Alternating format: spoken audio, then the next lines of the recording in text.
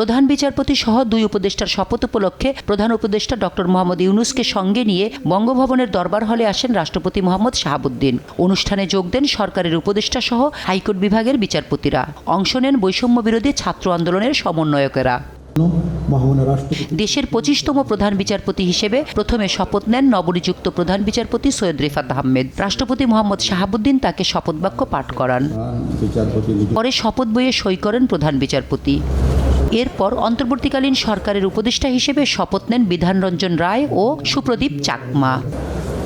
পরে শপথ বইয়ে স্বাক্ষর করেন এই 2 উপদেষ্টা। এদিকে পার্বত্য চট্টগ্রাম বিষয়ক মন্ত্রণালয়ের দায়িত্ব পেয়েছেন সুপ্রদীপ চাকমা, আর বিধানরঞ্জন রায়কে দেয়া হয়েছে প্রাথমিক ও গণশিক্ষা মন্ত্রণালয়ের দায়িত্ব।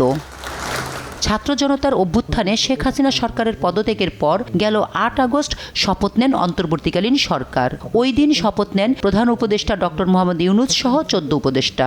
দেশের বাইরে থাকায় এখনও শপথ নিতে পারেননি মুক্তিযোদ্ধা ফারুক ইয়াজম। শামীমা আক্তার, দেশ টিভি, ঢাকা।